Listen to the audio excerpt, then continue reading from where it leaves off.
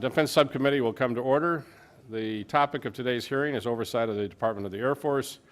We have three witnesses before us today. Acting Secretary of the Air Force, Gary Ashworth. And Gary, we all like you, but hopefully your replacement will be confirmed here shortly.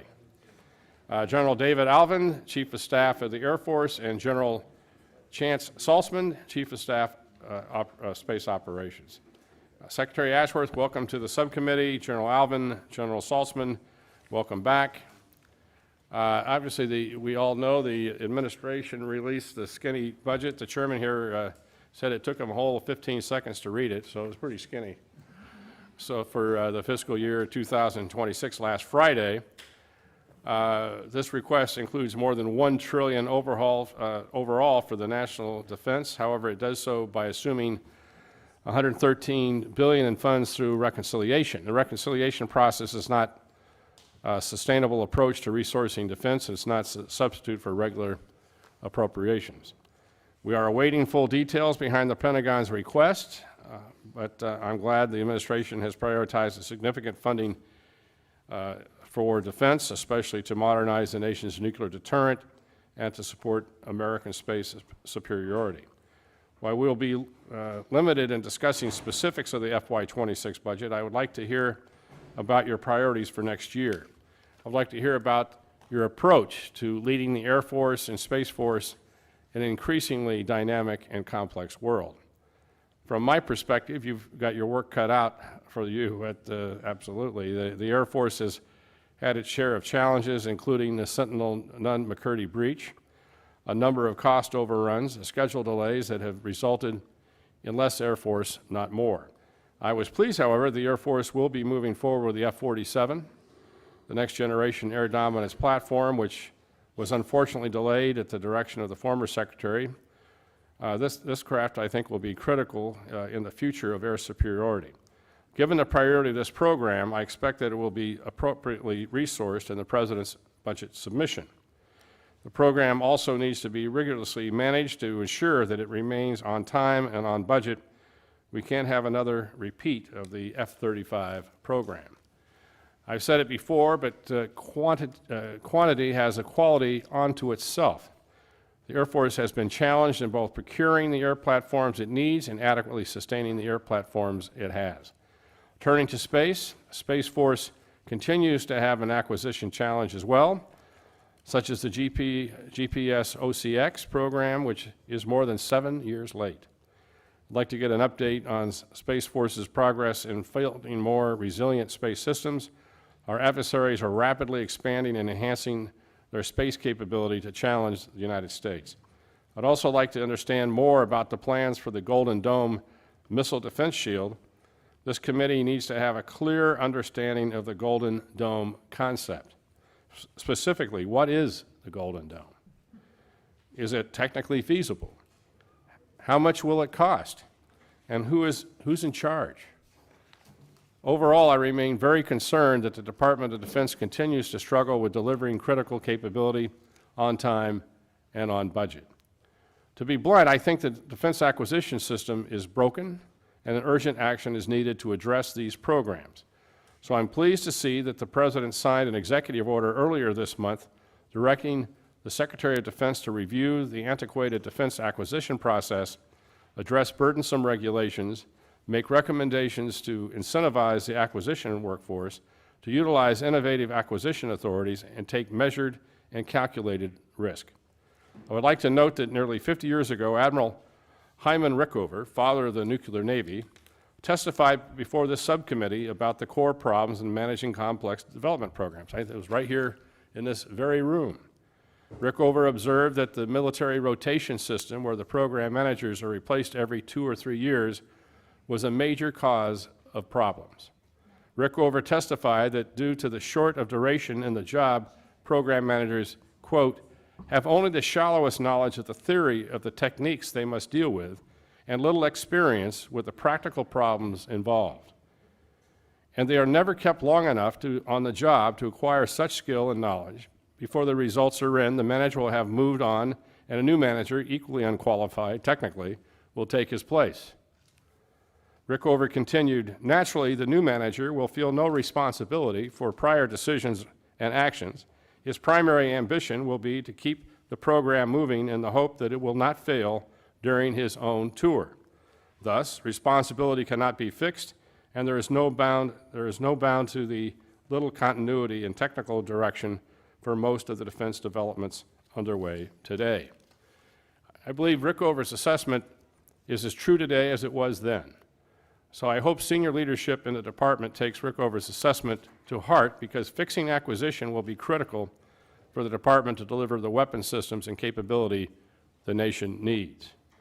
Furthermore, you're keenly aware of my unwavering support for innovation. The department has made progress in this area through the Defense Innovation Community of entities, often referred to as DICE, which includes several of your organizations. The Defense Innovation Unit leads the DICE. It's my expectation that the services collaborate with DIU and optimize the rigor of mature program executive offices with DIU's flexibility and proximity to extraordinary technological hubs to partner on innovative solutions addressing combatant commanders' needs. And finally, it's worth noting that we are in the process of consultation direction by the full-year continuing resolution for defense. While we are all disappointed that we did not complete a regular defense appropriation bill for fiscal year 25, I'm interested in hearing how the Department of the Air Force will navigate the remainder of the year. We'll work closely with you throughout this budget process to find ways we can accelerate the fielding of the platforms needed by our warfighters today. With that, I'm happy to yield to my friend, the ranking member, Ms. McCollum, for any opening remarks she would like to make. Thank you, Mr. Chair. Thank you for extending me this courtesy. Good afternoon. I'd also like to welcome Acting Secretary Ashworth, Generals Saltzman and Allvin. It's a distinguished panel that's here, but as the chair pointed out, we look forward to having a conversation with the upcoming Secretary of Air Force about the budget after confirmation. We know that the Senate has been having conversations, but our members too would like to understand the priorities that he's going to be putting forth. This is our first hearing with the administration's release of the skinny budget. I'd like to take a few minutes to acknowledge what the administration is proposing. For defense discretionary spending, President Trump is proposing $893 billion request, essentially what President Biden would have proposed. This is effectively a freeze from the current fiscal year. Any increases beyond that are assumed through the reconciliation process, which the authorizers control.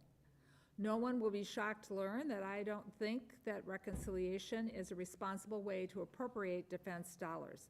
The committee is constitutionally responsible for the allocation of DoD resources, and we should be controlling the process.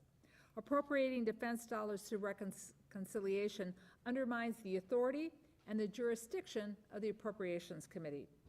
Now, the administration of both parties have tried before to move money from the discretionary budget into mandatory spending.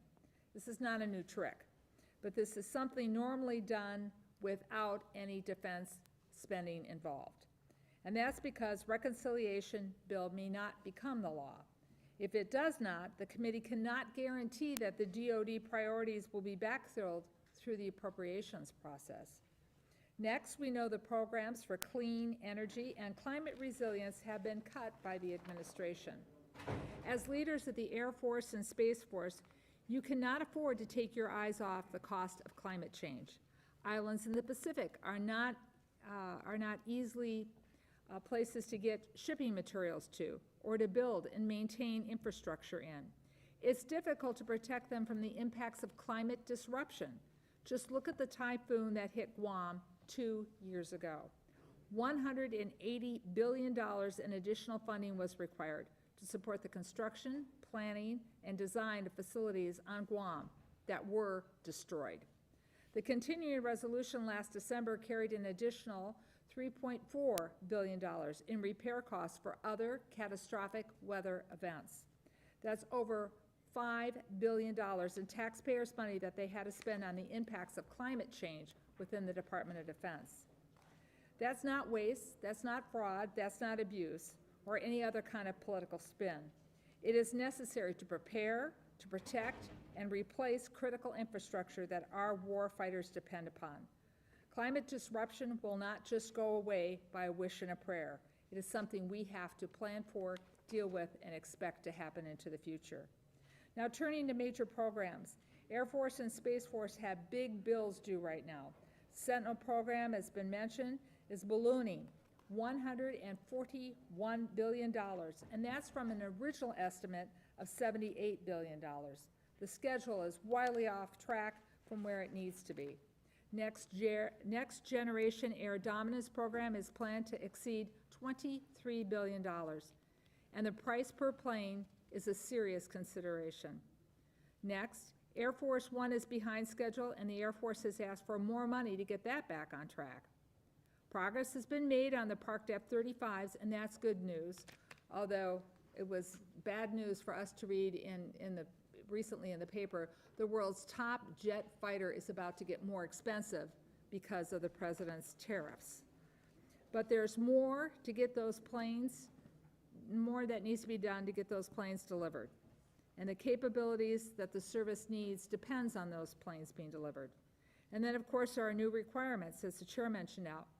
Golden Dome, a missile defense program that has yet to be fully articulated by the administration.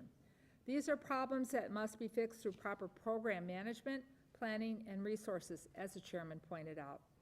Finally, I want to comment on the administration's approach to personnel management. There is no question that there's a culture of fear developing across the federal government as this administration continues to demean and demoralize federal employees. I have spoken with far too many of them. People have been fired without cause. People have been asked to quit and, quote, find higher productive jobs in the private sector. I wish the Department of Defense had been immune to this, but it's not. I've had conversations with the services and especially Space Force about how do we build a first-class workforce. Secretary Hass's goal is to remove 60 to 70,000 civilians across DOD. Now, civilians are raising their hands not to serve, but they're raising their hands to leave. Who will be around to manage the contracting process if DOD needs to get major programs back on track? We are already living with the impacts of what happens when civilians take a buyout and stop working on contracts. The contract isn't signed, the mission doesn't get done, the programs fall behind, and it costs the taxpayers more. There will be real ramifications to our national security because of the administration's personnel policies. We need to do something, sure, but let's not take a chainsaw to it. Let's take a scalpel to what we need to do with our personnel policies. So, gentlemen, I want to thank you again for appearing here today. I want to thank you for your service, to the service of the airmen, guardians, and civilians serving alongside you. And, Mr. Chair, once again, I thank you for the courtesy, and I yield back. I thank the gentlelady, and now turn to my good friend from Oklahoma, Chairman Cole, for his remarks. Thank you very much, Mr. Chairman and Ranking Member McCollum. It's always great to be with both of you. I want to thank the witnesses, obviously, for being here with us today to discuss the current lay of the land for the Department of the Air Force. Acting Secretary Ashworth, welcome. To the Defense Subcommittee, Generals Allvin and Saltzman, nice to see you this afternoon. You're sitting here before us as the Air Force and the Space Force face a critical path ahead. The world continues to be a volatile place with malign actors challenging American interests near and far. Time is not on our side as our adversaries have been outpacing and outproducing us. We're at a pivotal moment where we need the Air Force and the Space Force that we have today to deter future conflict tomorrow. I'm concerned that it's been taking us too long to acquire new aircraft, weapon systems, and space capabilities. I'm interested in hearing how the Department of the Air Force views managing risk as it pivots some missions from aircraft to space. For years, I've expressed serious concerns about capability gaps during transitions from one platform to the next. Given the challenges, geostrategic complexities present today, this is certainly not a time to impose additional budgetary, programmatic, and national security risks. The future of air power depends on multitasking. We need to modernize and move into the next generation of air superiority while simultaneously sustaining our inventory of aircraft. Unfortunately, over time, we've seen an erosion of some of the basics that are going to require your attention. One of these areas is manufacturing. Critical aspects of our industrial base have atrophied, and we need to rapidly address aging and obsolete parts across platforms. There's an opportunity to not just grow relevant technical skills, but to also have a modernized and agile approach moving forward. I'd like to hear your thoughts on advanced manufacturing capability in this country and the benefit it might have for the Air Force. Modern deterrence hinges on the success of our air and space forces. I look forward to being able to see where resources will be applied for these efforts in fiscal year 2026. I'm also encouraged to see the total amount in the defense submission will top $1 trillion. This top line demonstrates a strong commitment to national security, although I would also say I share the concerns the chairman and the ranking member have about proceeding by reconciliation instead of normal appropriations process. We're creating a cliff out there for somebody, whoever the next president's going to be, and that's a very dangerous thing to do. We also need the line-by-line budget details for the committee to get to work in earnest to uphold fiscal discipline and effective governance. The committee's prepared to do the hard work and produce appropriations bills by the end of the fiscal year, but we'll need the military to provide timely responses to inquiries after the budget is actually submitted in full. And we look forward to your cooperation on that. I know you'll do everything you can to get us the information we need.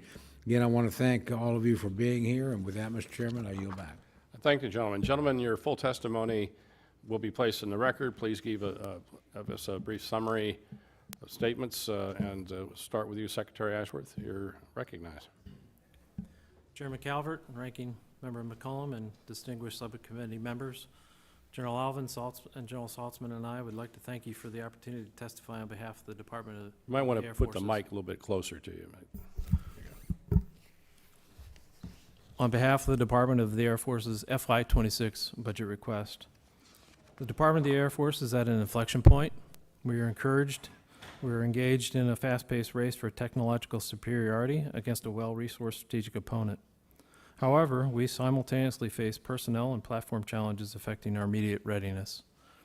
We must balance our requirement to generate readiness and project power today with the imperative to rebuild our military and develop capabilities so that we can continue deterring our adversaries tomorrow.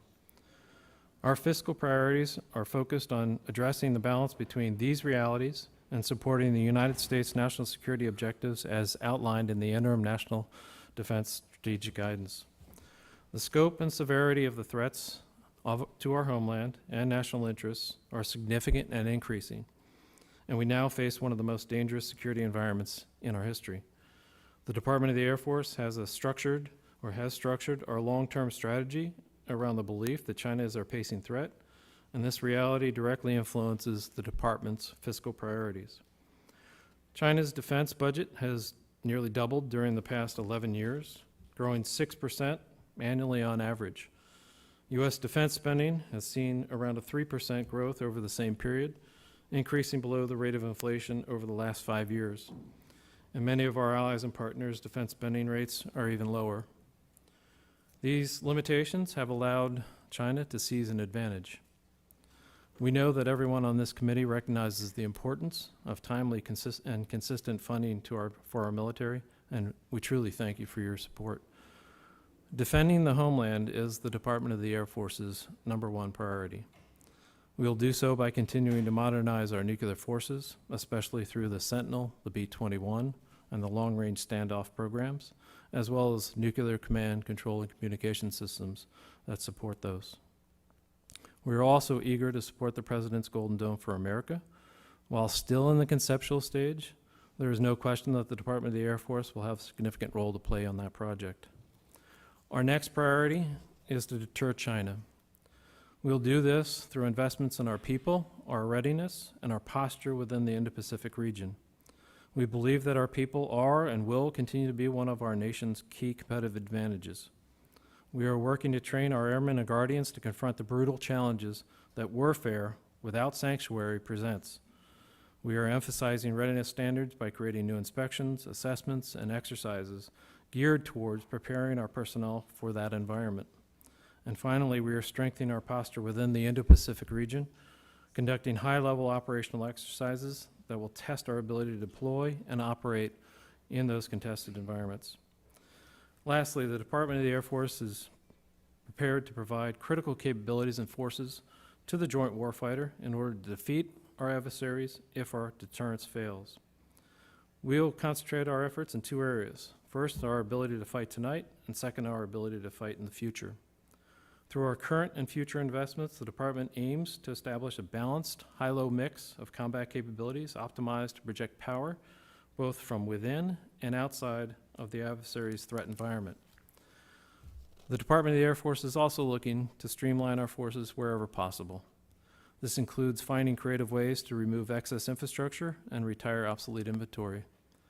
We also recognize our need and responsibility to pass an audit as soon as possible, and we are working to make that a reality.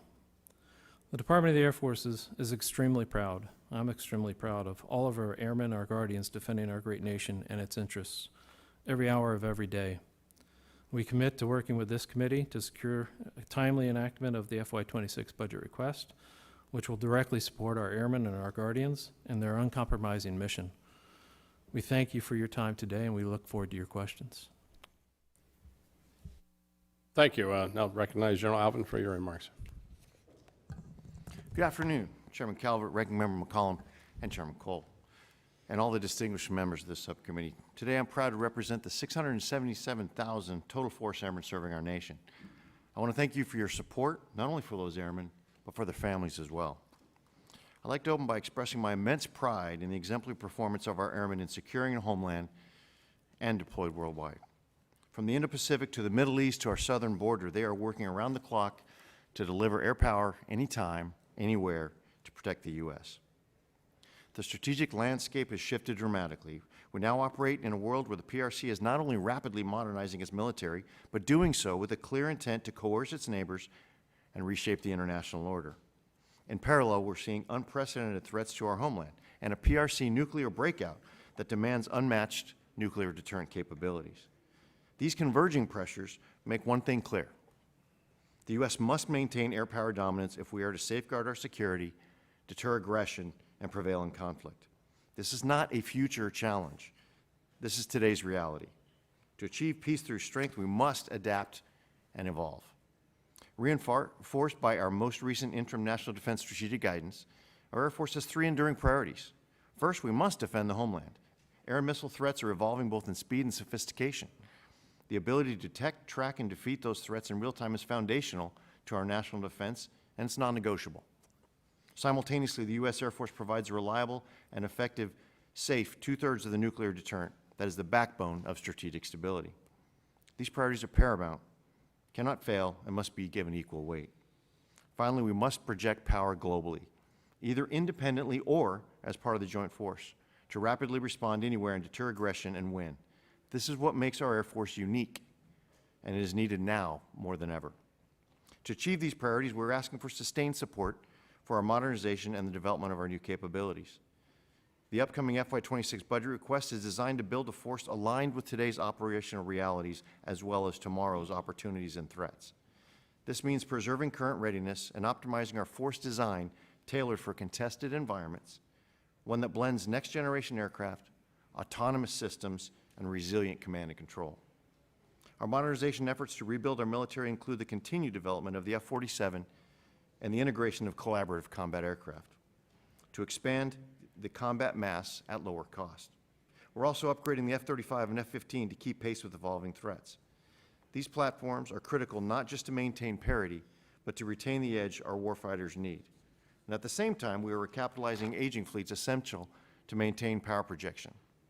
Our investment in nuclear modernization remains a top priority, funding directed towards the Sentinel program, the B-21 radar, and the revitalized B-52 fleet. These systems will anchor our strategic deterrent for decades to come.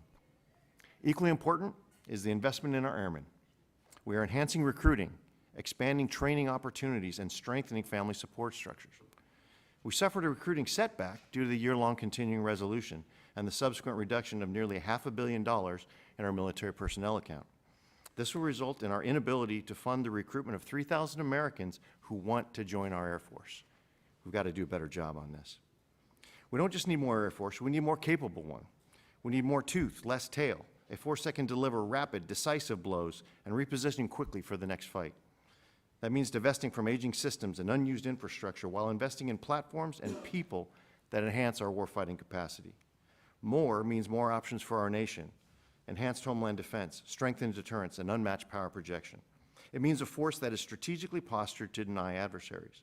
No other service can match what the Air Force delivers. Effects anywhere on the globe at any scale on minimal notice.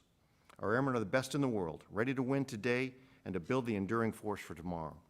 With your support, we can ensure the Air Force remains the cornerstone of American power through the 21st century. Thank you for your time, and I look forward to your questions.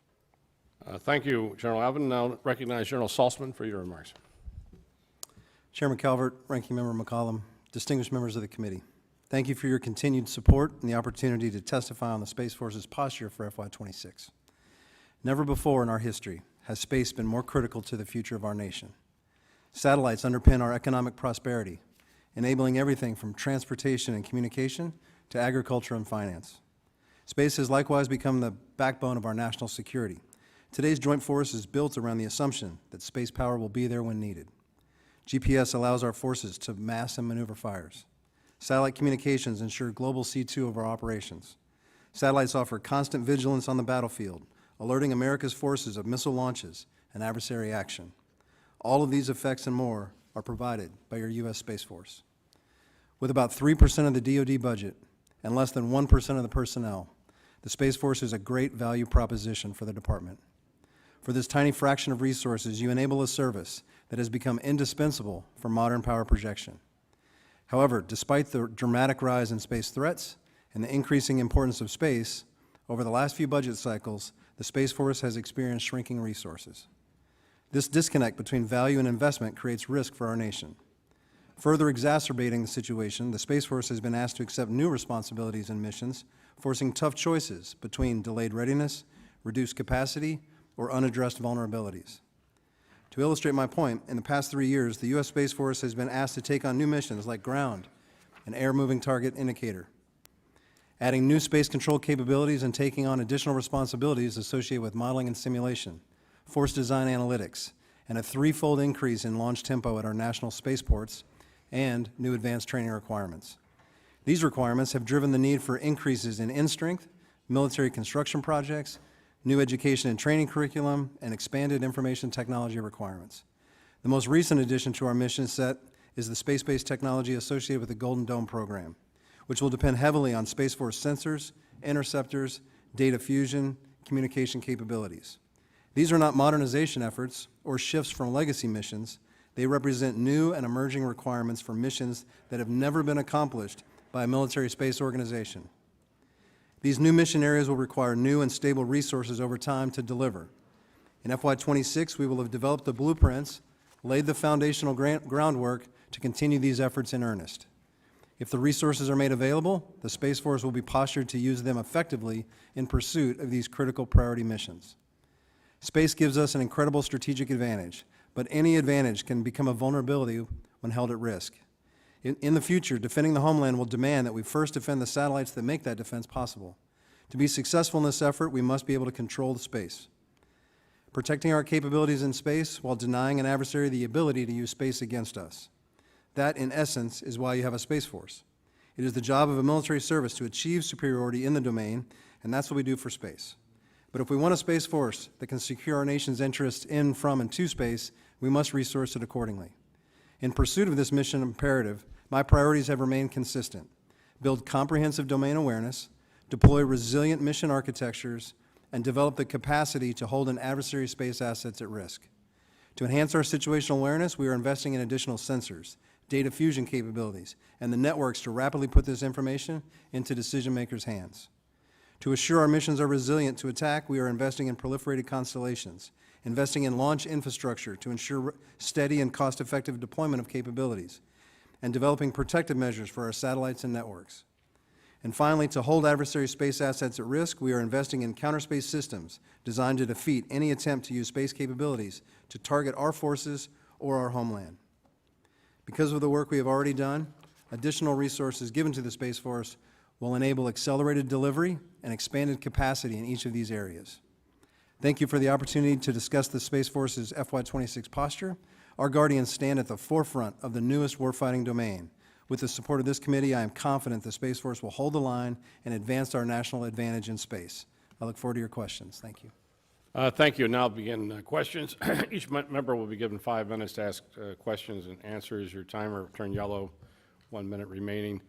I'll recognize myself for the first round of questions. In my opening statement, I highlighted testimony that was given in this very room, I think it was 1977, with Admiral Rickover about his concerns about the rapid turnover in program management and lack of technical expertise that obviously wreaks havoc on complex technical problems. It might just, as a note, Admiral Rickover was given, I think, an order in 1950 to put a nuclear reactor on a submarine, the Nautilus. He did it in 3 years and launched the submarine. Things were done a little bit quicker in those days. Secretary Ashworth, to what extent do you believe Admiral Rickover is right that the churn in program management is a significant contributor to poor program performance? Thank you for the question, Chairman. So coming from the background that I'm coming from, I've gotten to see this a lot over my time. I do feel it's very important that we have stability in program management, as well as the technical component of any program office as they're trying to deliver capability. Those are the two fundamentals that need to work hand in hand to be able to understand the engineering that's involved in a design, in developing a system, and understanding the risk that needs to be managed a lot of times in the technical area. So very important to try to have stability in those fundamental jobs. I do believe that the department has looked at this in the past. I do not know offhand, and I can get back to you on this, what our current policy is about trying to retain program managers for a length of time, especially on our major programs. That has been looked at, and it may actually, during this acquisition review that is coming up, may be one of the things that we should look at again. Yeah, and the nuclear propulsion program, I believe the admiral in charge is given 8 years as a tenure for the propulsion program. I always thought the program managers for some of these highly technical programs should tie it to some kind of program milestone or deliverable rather than just a set period of years. Give them promotions, a regular career advancement, but it's important to keep these folks in place. And the reason why, and I want to ask this to General Allvin and General Saltzman, whatever rationale there is to rotating personnel in and out of these frequently results ultimately in depriving the warfighter of the program that we're trying to fund.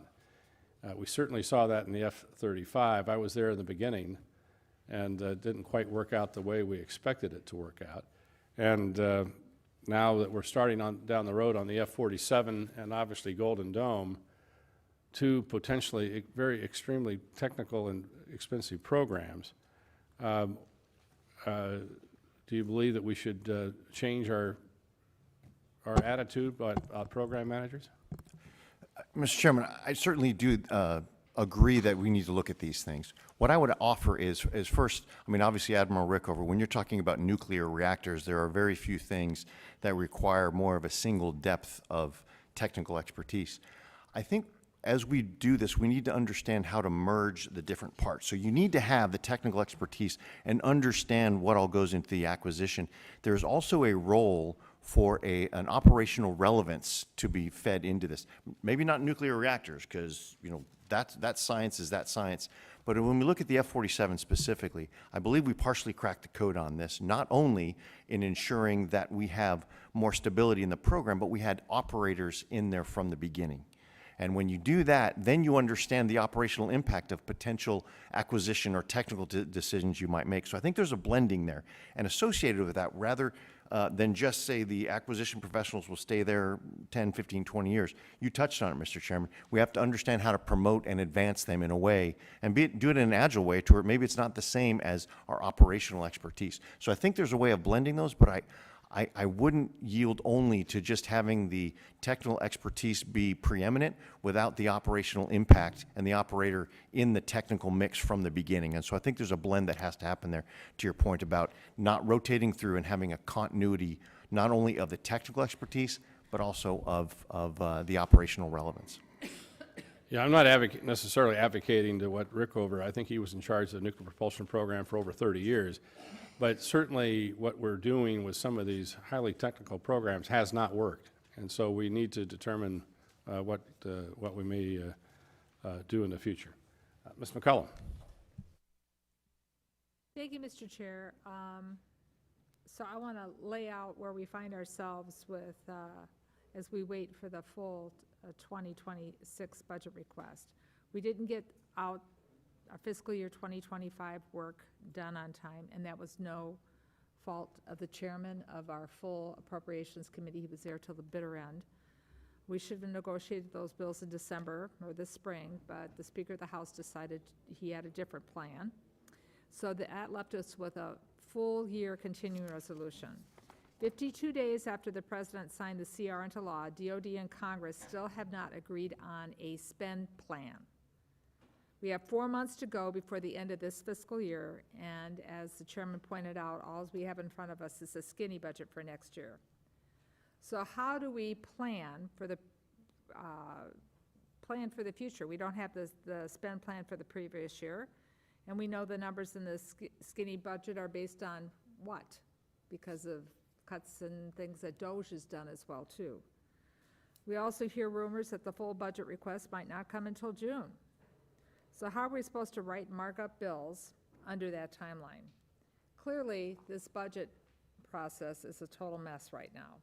The administration's skinny budget shows a freeze in top-line discretionary spending for defense, as I mentioned, and the department wants to move, the department's asking us to move between $50 and $60 billion in funding around in the base budget. Just move it, trust them. So gentlemen, the time is short. We have very few details on your priorities for next year. So I'd like you to talk about some of these projects you're asking for. The nuclear modernization, Sentinel, which is 80% over budget, the Collaborative Combat Aircraft Program, Next Gen Air Dominance, Space Domain Dominance, and then Golden Dome.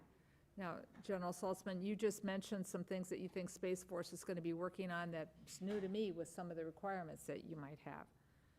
We're also going to assume a 3.8 pay raise for the troops will be requested, and we don't know if the administration will fully fund the junior enlisted pay an additional $3.3 billion. So Acting Secretary Ashworth, we need more details on the 2026 budget. Your posture statement talks about combating China, restoring the war ethos, but it lacks a plan for us to look at, to react to, and have hearings and discussion about. So it seems like, to me, the department wants to do everything all at once, and obviously that's not possible, and we don't know what the priorities for spending or the priorities for actually getting things done in what order. So my question to you is, because I don't know, I haven't seen everything, do you expect the Air Force to be a donor or a receiver in this budget? And just exactly what do you think the top 3 priorities we should be focused on that you're going to be focused on in FY26? General Saltzman, the same question for Air Force. What are your 3 have-must priority programs? And I'm not trying to play stump the band. We just don't have any information, and we have to start having discussions amongst ourselves and then with our counterparts in the Senate. Gentlemen? So thank you for the question, Ranking Member. So I'll start by saying the department is trying to finish up the relook on the PB26 and get over the request as soon as we can. We're going through the final stages of that right now. From an Air Force perspective, from a Department of the Air Force perspective, we've tried to do our best in this relook to make sure that we're aligned against the interim national strategic guidance. And so the big priorities that are laid out in that interim National Defense Strategic Guidance are to start out with strategic deterrence, nuclear deterrence, homeland defense, all those coupled. And so if you unpack that a little bit, strategic deterrence, nuclear deterrence, B-21, Sentinel are going to be top on our list to be getting after and making sure that we're fully funding. If you take a look at the Homeland Defense side, you're going to be taking a look at the capabilities that we've already provide Northcom to perform that mission. You're going to be taking a look at our operations on the southern border, and then you're going to be taking a look at Golden Dome. The department is working through the final stages of pulling together the concept and the final initial plan to take up to the Secretary of Defense on Golden Dome and then take over to the President for his chop. Once the President gives the thumbs up, we'll move into the more detailed planning stages. But you can think from that kind of a perspective that that Golden Dome is going to be a large systems of systems kind of a construct. It will have space sensing, space effectors. It will have air sensing, air effectors, as well as ground sensing and ground effectors. All has to be knitted together too by a C2 and a battle management type of a structure. So those are the big building blocks that the team is working with to try to construct, to present to the President, and to get a thumbs up on that. And then the next layer down is deter China in the Indo-Pacific.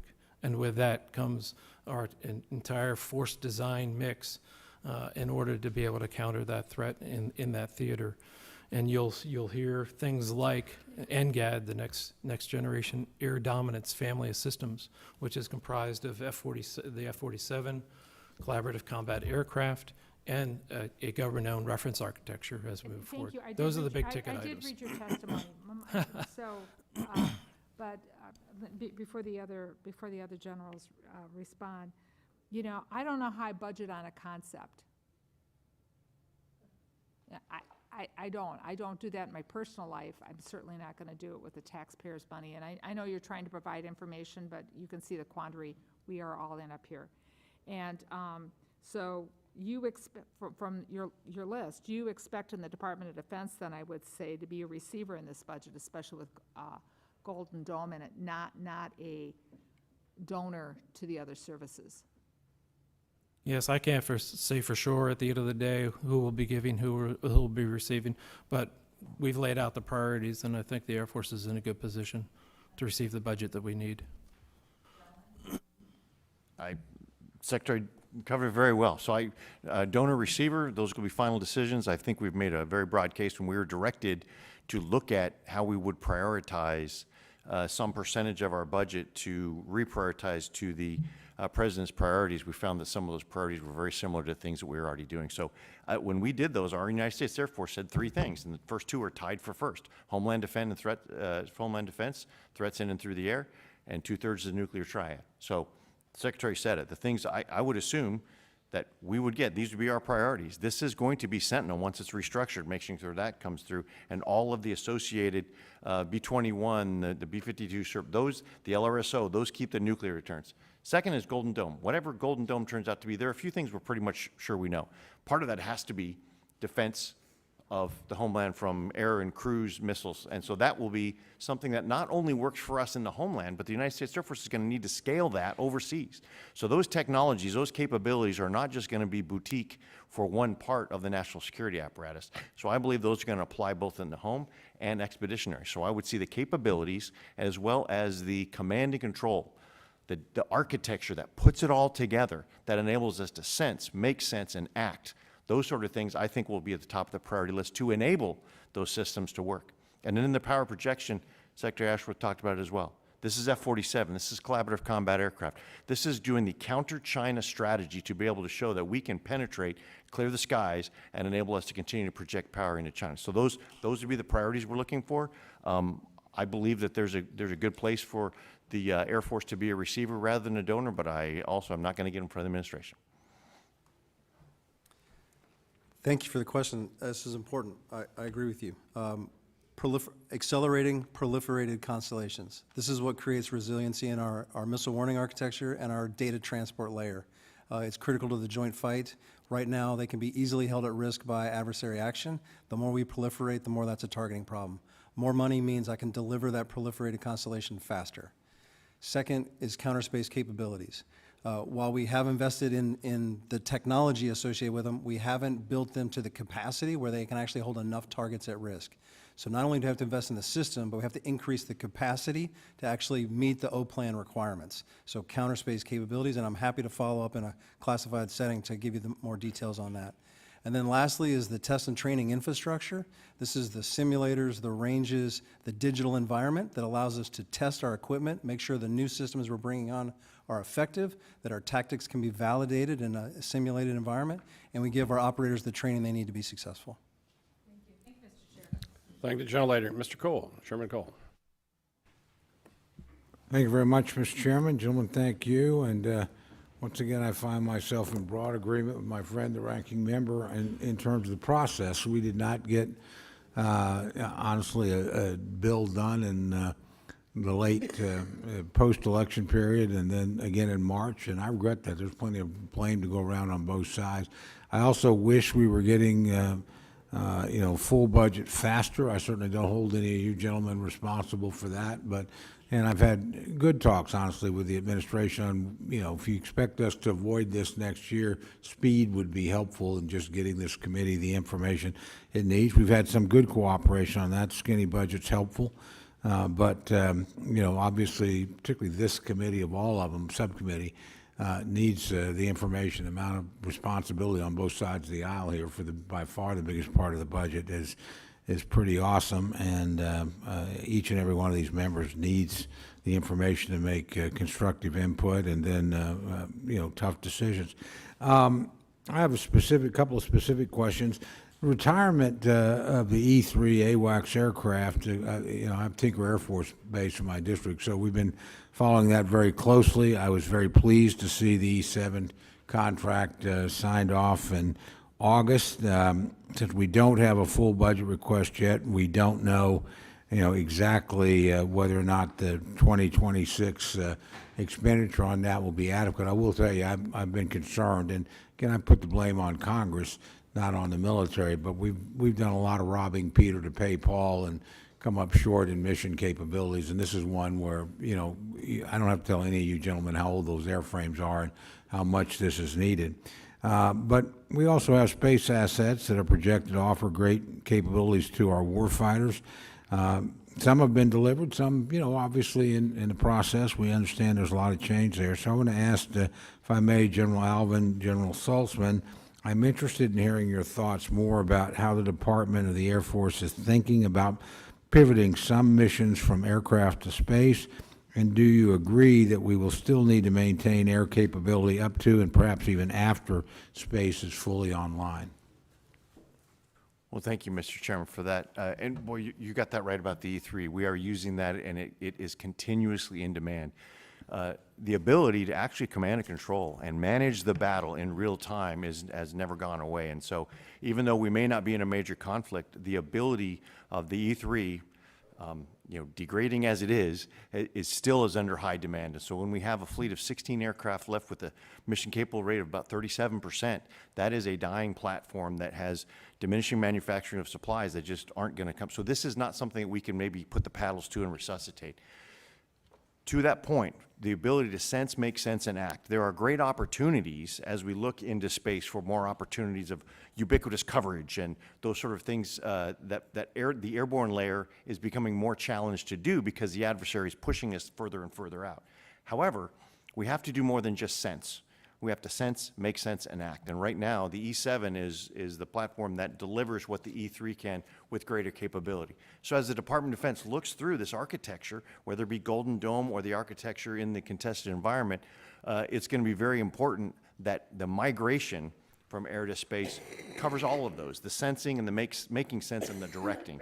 And I will yield to my brother from space on the things that are available in the near term with respect to sensing from space. But I think we just need to ensure that we're adequately covering all parts of that as we do that migration before we just go from one domain to another specifically.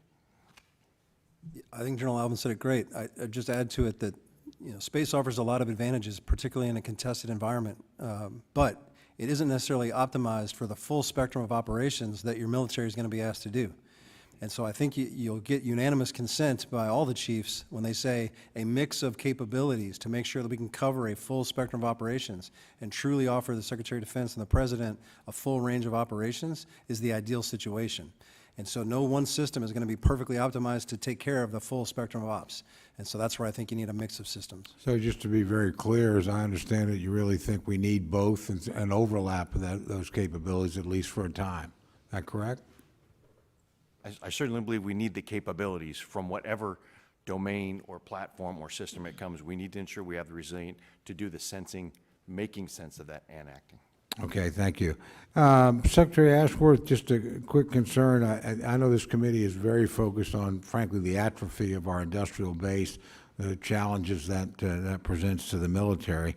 We're losing a lot of smaller manufacturers that made components for particularly some of our aging systems. And believe we have a lot of aging systems at Tinker Air Force Base, and those men and women do an unbelievable job keeping 50, 60, 70-year-old airplanes combat ready and operational. But getting the parts to maintain that or having, frankly, any predictability when you tear one of those apart, what you're going to find. I mean, they're so far beyond any lifespan that was predicted and required. It's really, I mean, these people are much more artisans than they are, technicians and mechanics. Give us some idea of how you are looking at additive manufacturing, and other things that might produce and let us close some of the gap we have in some of our lost industrial capacity. Thank you very much, Chairman, for that question. So appreciate it. So the previous administration had laid out a national defense industrial strategy on how to actually robust up our defense industrial base, and we're carrying that forward in implementation plans. I'm encouraged to see this administration has taken that up as well. You'll see that in one of the executive orders that are talking about acquisition reform, and that includes getting after our industrial base to try to create a more robust, resilient defense industrial base. When it comes to advanced manufacturing, additive manufacturing, we're looking at that across the board in the Department of the Air Force right now. Some of those areas that you're talking about, trying to get after spare parts, trying to take a look at diminishing manufacturing sources, those are key areas where we need to continue to mature how we're trying to use advanced manufacturing in those areas to get after those issues. But the list goes on and on and on, and we could share more offline with you. I would appreciate that. I really do think, and I know Chairman Calvert spent a lot of time thinking and looking at this. I think we have actually a couple of really unique openings where you might be able to leapfrog pretty quickly and bring down the cost of parts, bring down the cost of munitions, bring up the supply of both. So very much would appreciate the open dialogue and the input from the department on ways we can do that, because I don't think we can do business at normal as usual and get to where we need to be in a short period of time. So again, thank you for working on that. With that, Mr. Chairman, yield back. Thank you, gentlemen. I'm going to remind members to please talk directly into the mic for our communication team can write down your testimony. Mr. Cuellar, you're recognized. Thank you, Mr. Chairman, Ranking Member. Thank you all for being here. Want to talk a little bit about the southern border, if you don't mind. We just had the Secretary of Homeland, and the men and women in blue and green do a great job, but they're limited, and I think you all can bring another asset. And again, without violating Mexico's sovereignty, I know both presidents have been talking about that. There's a lot of things that I think you all can do without violating Mexico's sovereignty, whether it's in ISR, communication, targeting capabilities. There's a lot of things that you can do, and I can go down a list of U.S. Air Force assets or Space Force assets. I'm not going to go into that, but I think you know which ones I'm referring to. But some of the things we're seeing is that you got the Mexican cartels that have a lot of money, and they don't have the same procurement rules that you have or Homeland has. They just, for example, they'll go to Best Buy and buy everything that's there and then just use that. And as an example how serious some of these things can be, we've been talking about drones, but just a couple of weeks ago, a Border Patrol drone in the Laredo sector, my area, was taken down by cartel operators. This means that the cartels now have technology that can take down law enforcement drones, which means that they have a continuous side of what Border Patrol is doing. when they change shifts, everything. They got all that. Well, we're trying to go through some procurement process. Again, you all have, and I'm looking at the list of assets that y'all can use, both from the U.S. Space Force assets and from the Air Force.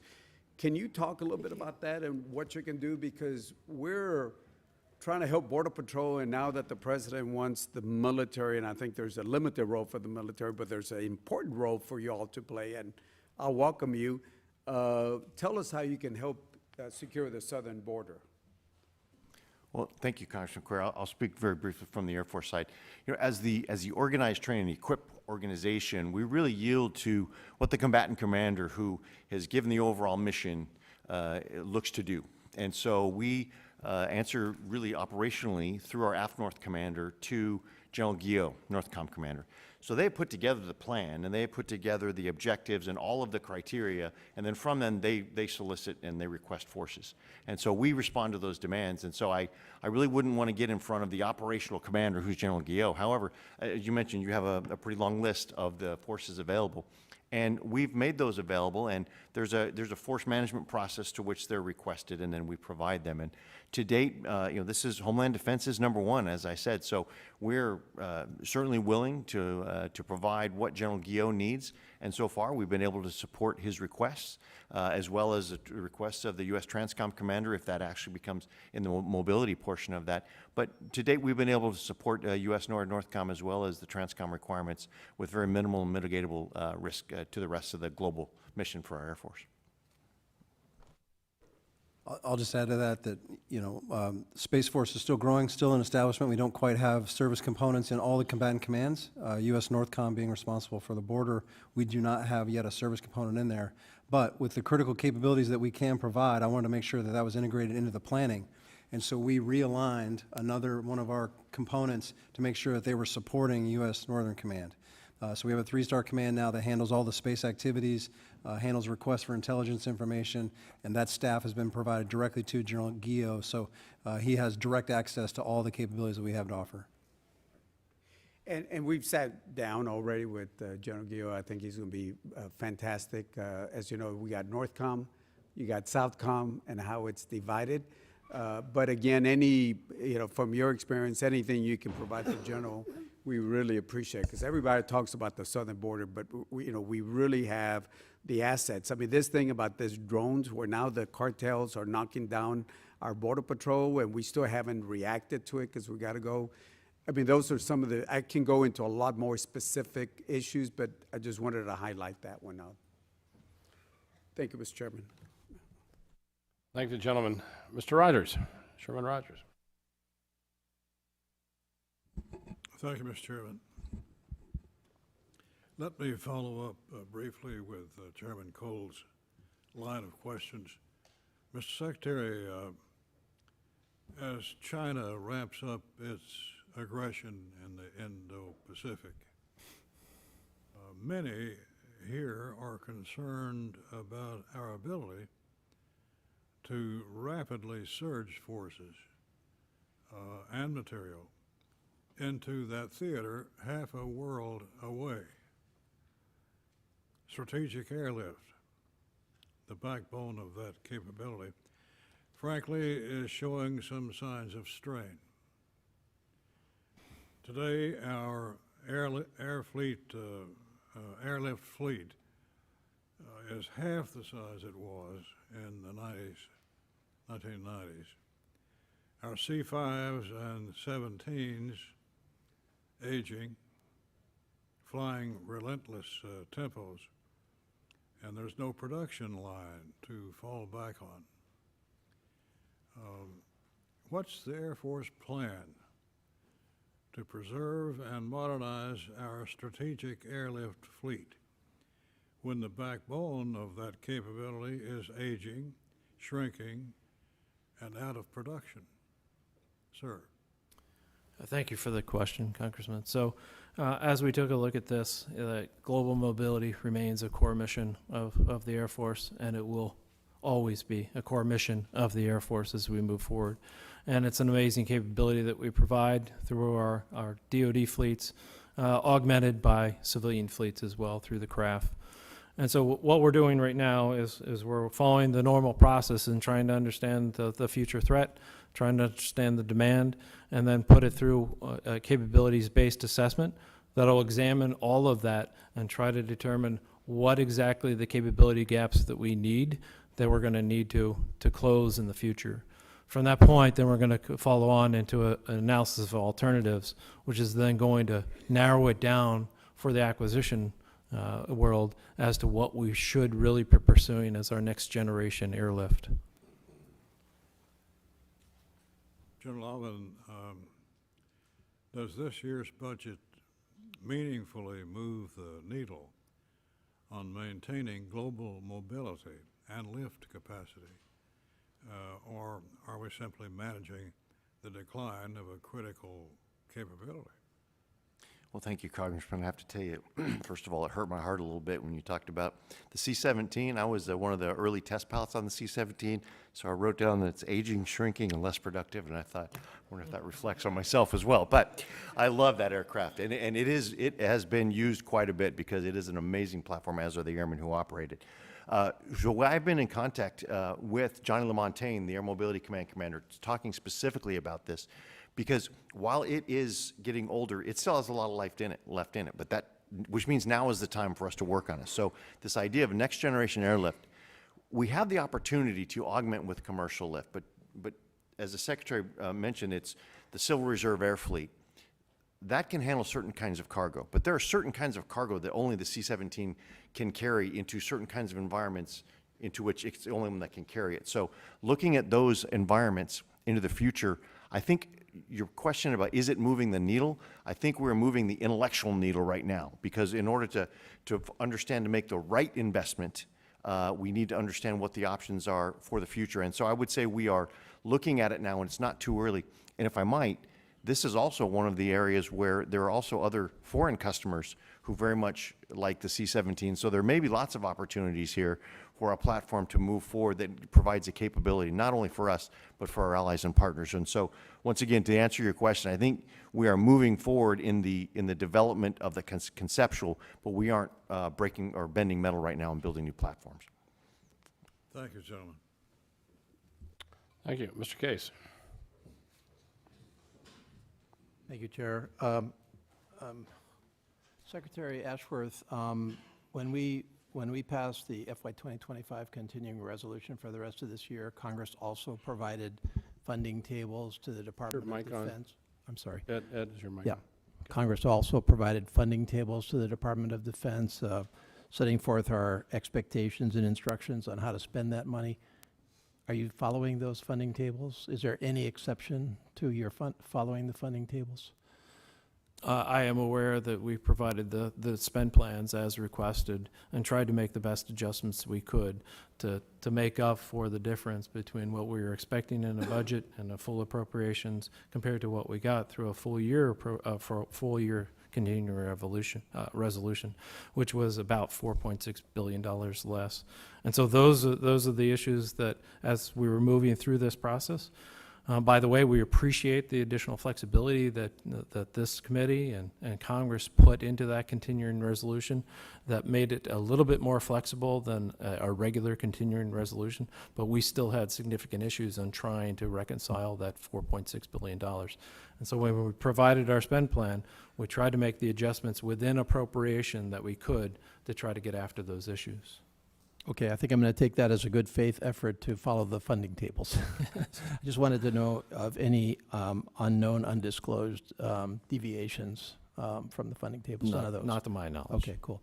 I just wanted to follow up on Ms. McCollum's questions, because I'm also trying to make some sense in anticipation of actually making decisions on this budget for FY 2026 of a lot of different things that are going on. So the first one is, we started out at the beginning of this year with the instruction to all the services to at least come up with a scenario to reduce by 8%.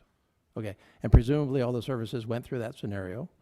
Then what happened next is that you came out with a skinny budget which was level funded, which would imply that nobody went through an 8% reduction, maybe internally. If I'm not mistaken, there's been no allocation of the skinny budget to any of the services.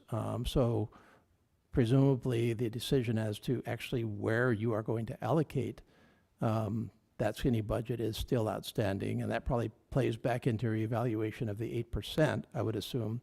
But you also have a reconciliation package, which significantly increases the budget over and above the regular appropriations process, and I'm not aware of that actually being broken out into services. I see that some of the services, for example, the Army, who's going to be here tomorrow, are acting on the assumption that they do not have an increase in that budget, and are actually issuing orders right now to the force to change various approaches to comply with that budget assumption. So I guess the question really is, in all of that fluidity, what's actually happening with your department, with the Space Force and the Air Force? Are you still very fluid as to what your final numbers are in FY 2026? Or have you narrowed it down? Are you starting to focus in on 8% savings possibilities, or is it going to be an up or what? Can you just get into a little bit more where you are right now? So at this point in time, we've been continuing to work internal to the building on deliberations on exactly what you've been talking about. What is going to go into the final budget, and the budget, as I understand, is going to be two parts in our request. It's going to be a mandatory spending and discretionary spending. And so there will be an appropriations piece and a reconciliation piece as part of the request that we're making. And so we're going Is there through. an allocation of the reconciliation as between the services? I have not seen an allocation to us, but there is absolutely work going on within the building to allocate resources against one or the other as we move through this. Okay, so if the reconciliation bill came before Congress tomorrow and had a request for that, what is it, 100 and some odd billion of extra money on the mandatory side through reconciliation, we would have trouble actually splitting that up right now. I mean, that's what I'm interpreting you saying. We don't My really- understanding, when you receive the budget from OMB and it comes through the department, is that it will be broken out for you as to what is in the appropriation and what is in the reconciliation part of those bills. Okay, and can you say right now, and if you can't, that's fine, can you say what the net effect is for the Air Force? What kind of shooting target should be we anticipating here? I cannot say right now before the budget is released. Okay, thank you. Thank you, gentlemen. Mr. Womack. Yeah, thank you. Thanks to the gentlemen for being here today as witnesses, and I'm going to follow up on Mr. Case's remarks here in just a second. But General Allvin, thank you very much for your time the other day when we talked a little bit about a project in my district, the FMS mission for the F-35 and our allies and partners who are going to be rotating through Fort Smith, Arkansas to see our world-class facilities and our world-class airspace. We're excited to have Germany, Singapore, Poland, Finland, Switzerland, Greece, and the Czech Republic in the years to come. But in the meantime, Congress has to do its job. And our job, the job of this Appropriations Committee, is to fund the discretionary side of government to include national defense. I'm a little skeptical about the fact that we've partnered the reconciliation with the base defense bill. That could be problematic.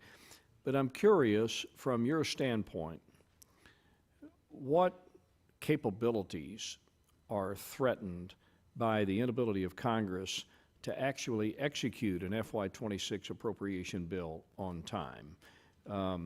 And how does this impact, the core mission of of your Air Force and our ability to project power and demonstrate dominance as we often have?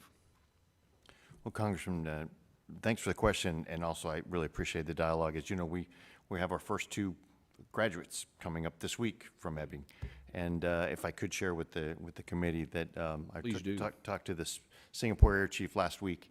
He said we came looking for a place to train our F-35 pilots, and at Ebbing, we found a home. So that speaks to the community, that speaks to a very capable installation, and we're looking for the success into the future.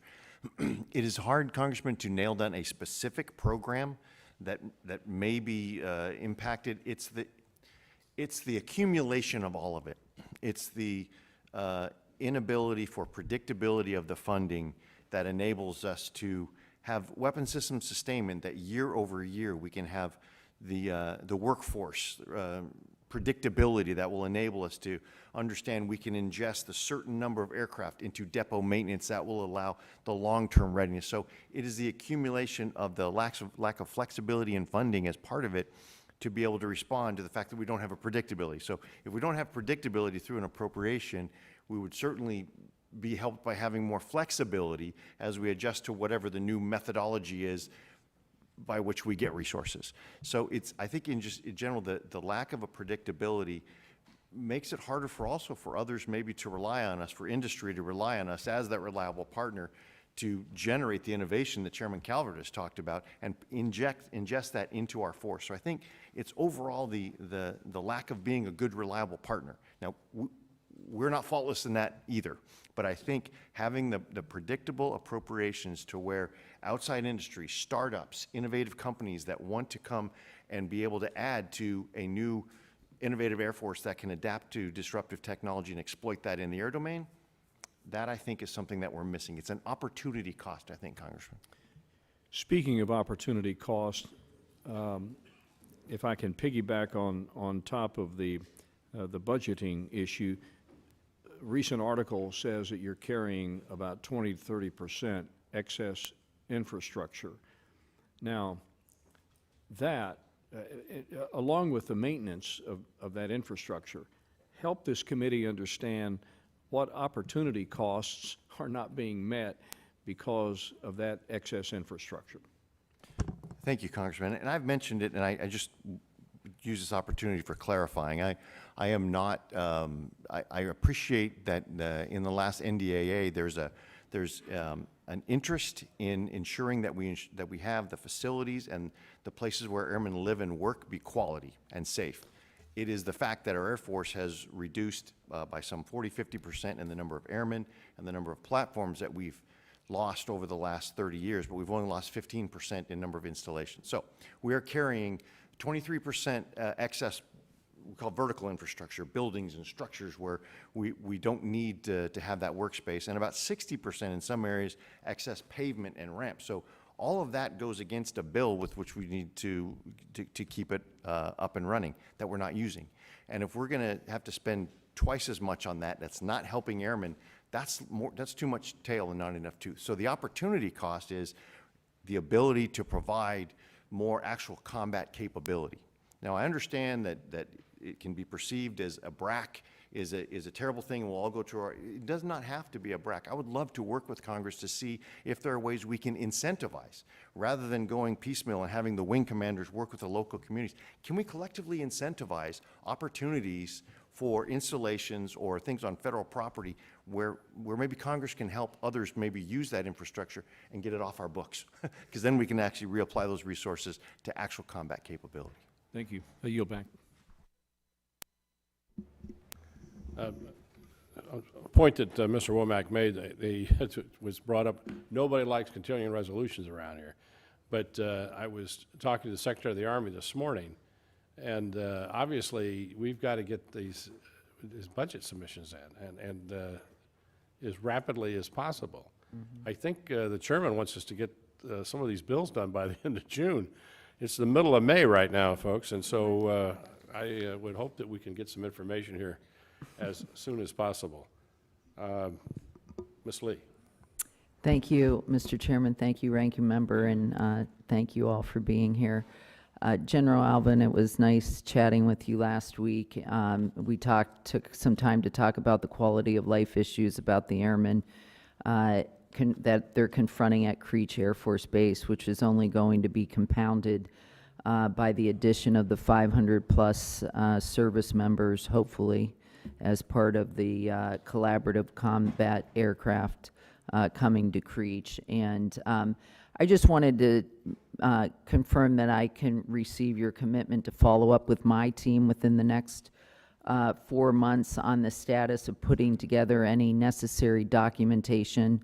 My understanding is we need 1391, some unfunded requirement documents that would allow me to be advocate on behalf of Creech going forward. Congresswoman, absolutely, and as a matter of fact, it's actually exciting what's going on at Creech, but your point is the right one.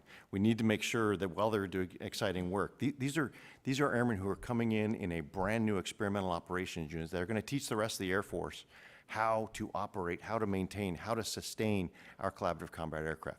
So we need to make sure they're doing it in a great working environment. And so the environmental impact studies to ensure that we have the proper child care. We talked about the health care availability, those sort of things. That is all part of that basing process that we will ensure we have the clear requirements and understand what the demand signal will be for the quality of life to support their quality of work. Thank you.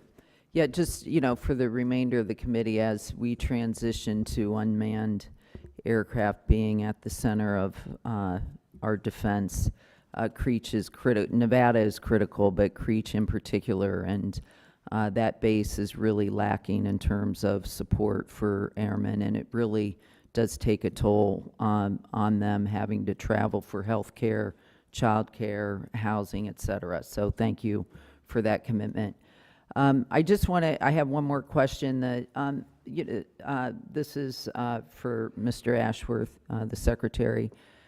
The Department of Defense is stated to target to reduce the civilian population of our civilian employees, 60 to 70,000, or 50, I don't know, somewhere in that range. To date, this has been via the hiring freeze. Can you explain what that impact has been, and do you believe that you have the excess manpower to withstand these cuts? So thank you for the question, Congresswoman. So as we're going through the execution of the presidential actions, executive orders, we're trying to lean forward as much as we possibly can in implementing them, but we're trying to balance that along the way, right? Some of these are providing good opportunities. The DRP, or Deferred Resignation Program, are providing opportunities for our folks to take advantage of it. But we're trying to be mindful of readiness and the mission as we go through those processes. So we have been given some tools along the way to make exemptions, and we're trying to make those smart exemptions to balance that equation. I don't have any target specifically on how many billets that we really need to remove at the end of the day. What we have initiated as well as a look at our entire structure, and go through a reorganization and an optimization of the structure. And what we plan to do is, as we work through these processes, is to reconcile both of those together, looking for efficiencies as we're going through the restructure, and marry those up to the processes that we're already following as we lose people through some of these efforts. Yeah, I just honestly feel for you, because as the ranking member said, taking a hatchet versus a scalpel on top of our pressure for recruitment and retainment, on top of modernizing, it really seems almost like an impossible task. And I would like for you to expound on, is there anything this body can be doing to help you achieve the goals that you have? No, I think we're in good shape right now to continue to work through these processes all the way through the end. We'll continue to maximize the use of exemptions to try to make sure that we're keeping our readiness and trying to keep our missions intact. But until I finish that exercise of trying to take a look at how we're going to optimize our organization, I won't have a clean picture as to where that leaves us in balancing those two variables together. Thank you. I'll yield. Thanks, gentlelady. And Mr. Anderholt. Thank you, Mr. Chairman. I just have a couple of questions. General Saltzman, back in April of 23, U.S. Space Command outlined requirements for sustained space maneuver and dynamic space operations, and set the target for an operational demonstration by 2026. Can you speak to as how the Space Force plans to meet the U.S. Space Command target for an operational demonstration of sustained space maneuver and dynamic space operations by that deadline? Yes, sir, thank you. We have on contract a demonstration of a refueling shuttle, a propellant depot, and satellites we call Tetra 5 satellites. Tetra meaning they have arms, they have refueling arms. That demo is scheduled to launch in 2026. We think that'll show a lot of positive results in terms of collecting the data on which of these types of capabilities, which of these types of technologies is most fruitful for the enduring mission. We think it'll be very positive. We're following that up with a second demo in 2027, which is actually 5 more different types of technologies associated with refueling on orbit. Again, the purpose is to collect the data, determine which ones are best, what standards we like, what interfaces are most productive, so that we can continue to invest in that technology. So we're on track for 2026. Okay, thanks. And with the certification of ULA's Vulcan rocket on March 26th, we now have multiple viable space options for the all-important national security space launch mission. Can you talk a little bit about the importance of competition within space as a driver for both innovation and a source of resiliency? Well, I think I'm preaching to the choir when I say competition is in the benefit of the government. It helps drive innovation, it helps drive costs down. But from my perspective, from my seat, it also creates resiliency in the architecture. It's my job to make sure we have assured access to space. If I have multiple companies that can help us deliver capabilities on orbit, I feel more comfortable that we have resilient architecture to put that in place. That's resiliency against any particular system that might have an anomaly where you would ground the system. We have alternates, we have backups. If a company has problems, we have alternates, we have backups. So the resiliency in the launch infrastructure is just as important as the competition driving the cost down is to me. Thank you. Oh, and just let me, Secretary Ashworth, thank you for your service in this role as you, and we look forward to continue to work with you, but also ultimately with the Secretary once confirmed, or the next Secretary is confirmed. Given that this is an oversight hearing, I want to close by just bringing your attention to a persistent issue. And as you well know, the United States Space Command was established more than 6 years ago. And it's been basically homeless ever since, despite the Air Force has identified Redstone Arsenal in North Alabama as the preferred location back in January of 2021. And the service has yet to designate a permanent location, however. I look forward to working with you and the incoming Secretary to finalize the basing decision that was validated by the Inspector General. In a budget-constrained environment, it's clear that Alabama is more cost-effective, and we have the brain power and the robust defense industry that is able, that is willing, and is ready to support Space Command. And I look forward to working with this administration to bring us back on track and support our guardians and warfighters in this critical domain. And so I thank you for that. Look forward to working with you, and I yield back. See, I already thought they made a decision to move to Alabama. We're going to call it the Shelby Air Base. Yeah, Ms. Capter, you're recognized. Thank you very much for your testimony today. General Allvin, I have 2 questions for you, one for Secretary Ashworth and one for General Saltzman. The 2 questions are for the General. Recently, we read about the press reports, the revolution on the battlefield when the Ukrainians took down a Russian Su-27 with a drone. I'm curious how you looked at that and if you agree it was a revolution and why. Secondly, I'm wondering if you can describe to me, recently the President made a trip to Michigan and announced that we were going to have a new F-15EX fighter installation there. How will that relate to Ohio and the 180th Fighter Wing that I represent at our National Guard. Is there any connection? That is an F-16 unit. We tried to get F-35s, but they said we weren't close enough to a training base, so those are two questions. And then for Secretary Ashworth, what are your thoughts? How do you think about the state of our defense industrial base in this country and your critical workforce and production shortages that you face? And finally, of General Saltzman, when can we expect to receive a detailed budget related to our committee that for 2026? You've got the issue with Space Force. I don't even know what Golden Dome is. Maybe you can explain that in a written reply. But when do you think that we would be able to get a budget through the department? So General Allvin first. Thank you, Congressman. Congresswoman, so in the two questions, first of all, the drone shooting down an SU-27.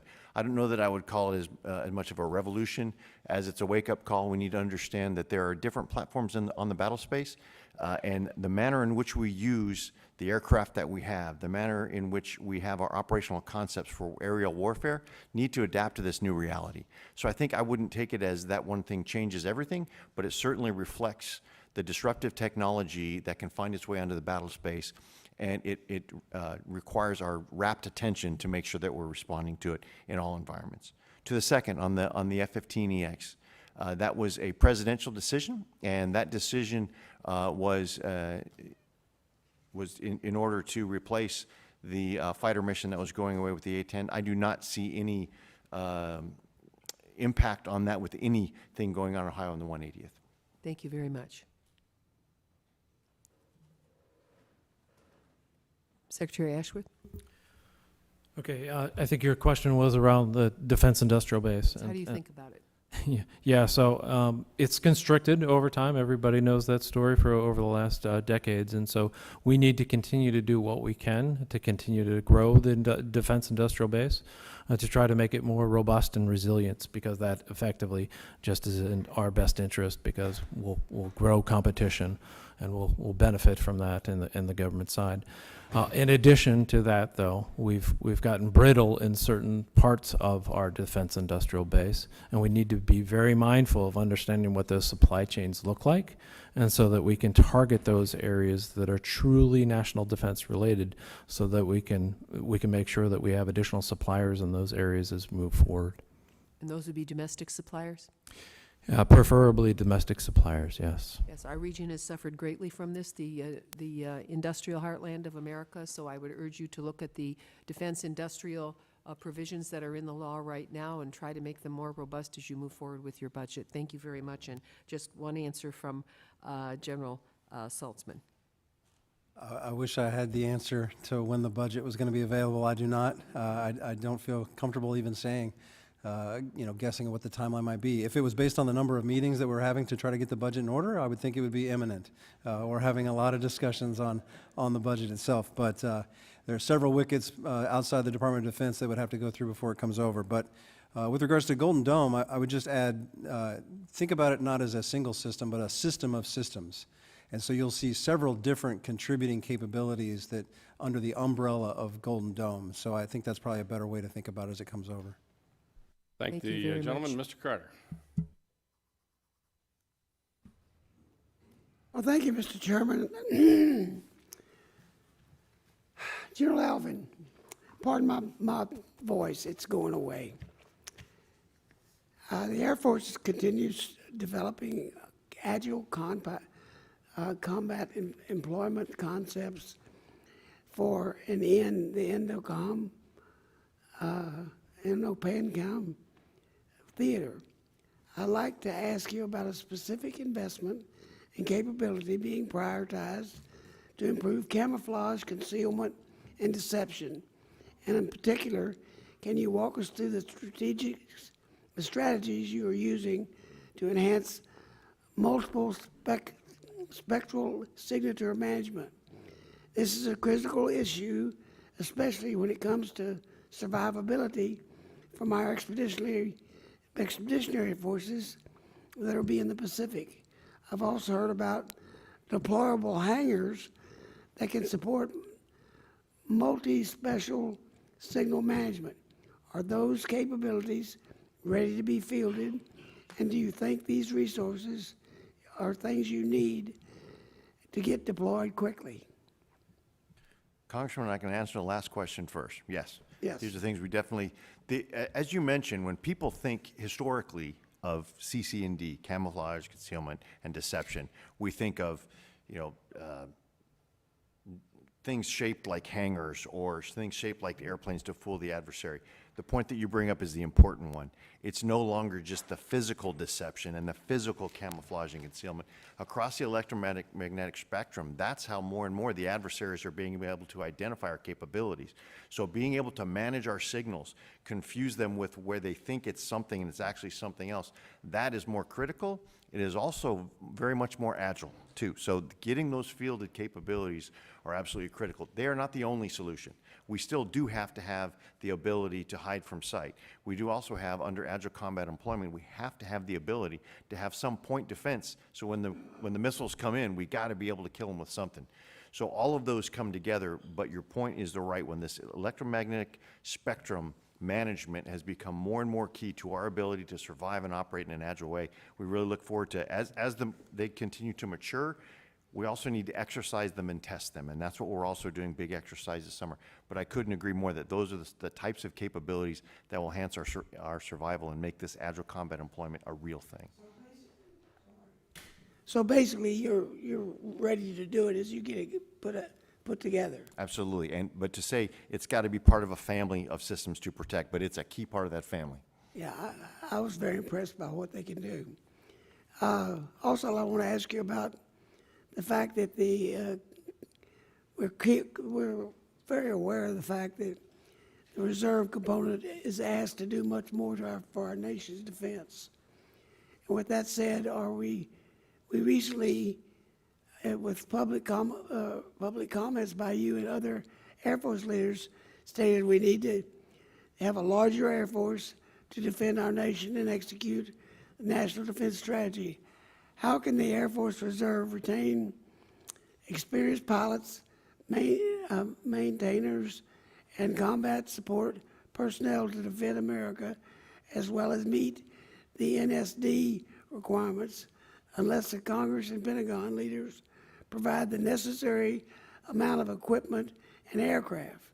Is the Air Force exploring options to equip the operational fighter units with sunsetting missions like the A-10 and with other airframes? So, Congressman, that goes back to I do believe that more Air Force is better. And so in order to be able to do that, we have to ensure that when we do that,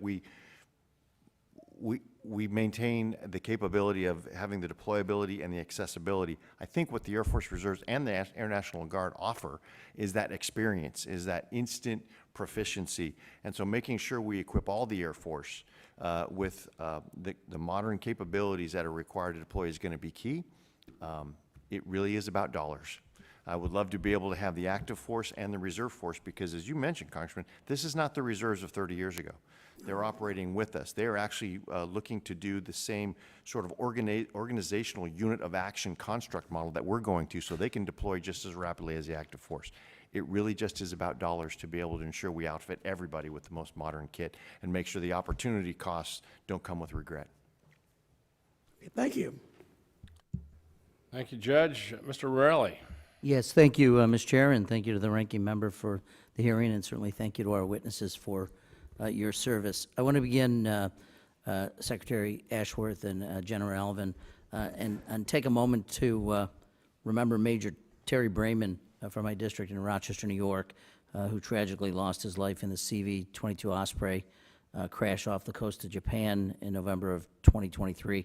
I had the solemn honor of visiting Yokota Air Force Base and meeting with Colonel McElhaney 3 weeks ago, where Major Brayman was stationed, and I saw firsthand the strength and professionalism of the airmen and from his unit who continue to serve and serve in his memory. The platform itself has had some troubling safety record, and I understand that work is ongoing, but after multiple fatal incidents, it's fair to ask what changes are being made to the platform. So I wonder what specific actions the Air Force has taken to address known mechanical and design concerns, and how you're working to maintain confidence with the crew and who fly these aircraft?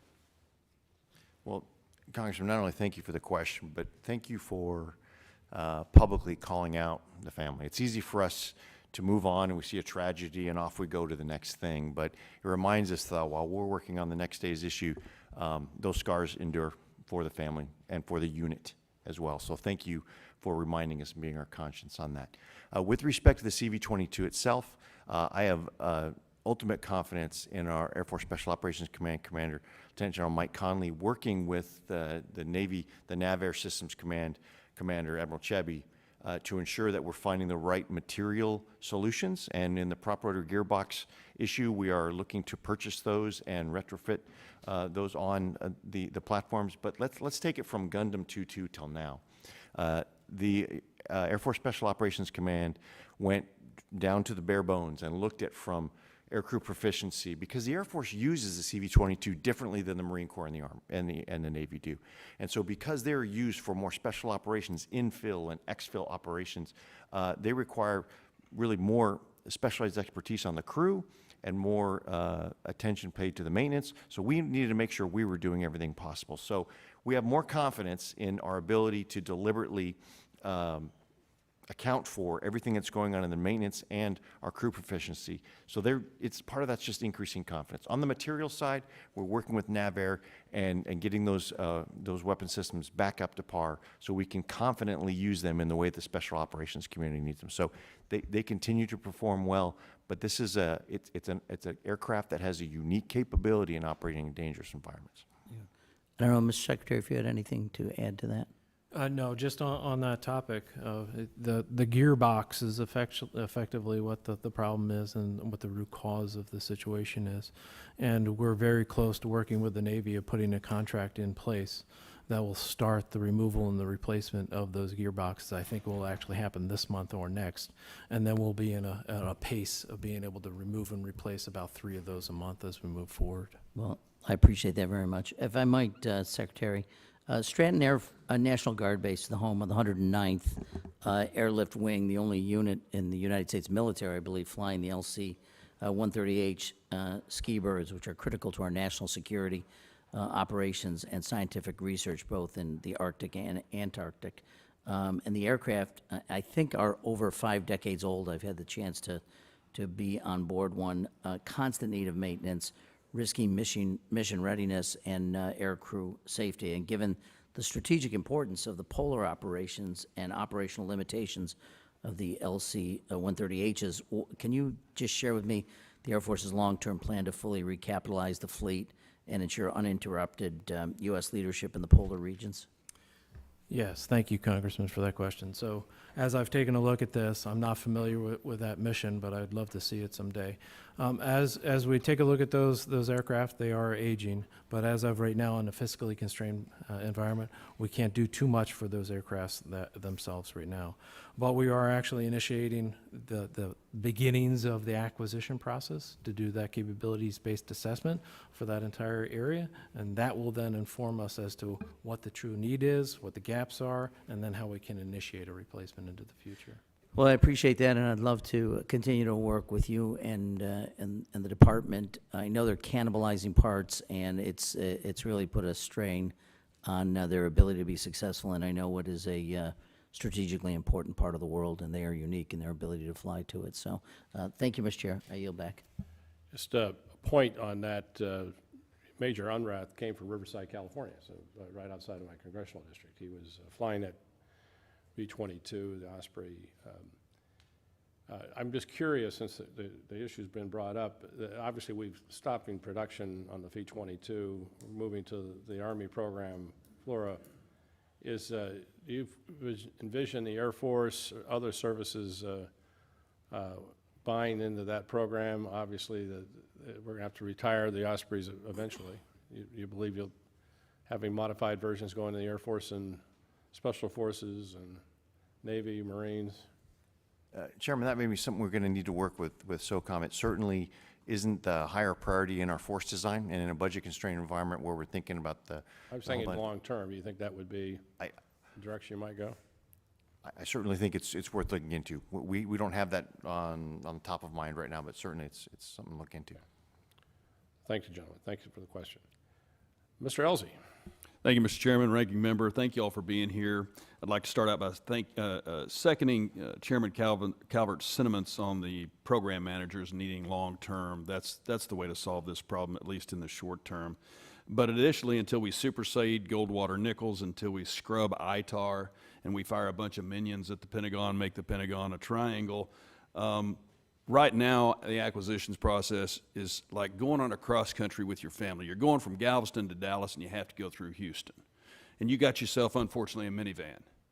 And you got your minivan, you have to stop through Houston, and every 5 minutes you have to stop for a minute at a stoplight. And at that stoplight, there's a patrolman, and he says, I need $100, and you need to take that passenger. So by the time you're out of Houston, you're overloaded, you're out of money, and you're broken. So you cancel the project. So we need a loop road around Houston. And in the near term, as we watch our budgets come down relative to actual spending, and until we get to 5% of GDP, we need the OSD, the COCOMs, and the chiefs of staff to be able to work together specifically on emerging technologies so that they can work faster on a block grant basis and get these emerging technologies out the door a heck of a lot faster. So I was noticing, thank you all for being here. Your CVs are outstanding. General Allvin, you're an astronautical engineer. That's from Air Force. I mean, you're the poster child. Poster boy, I guess I should say.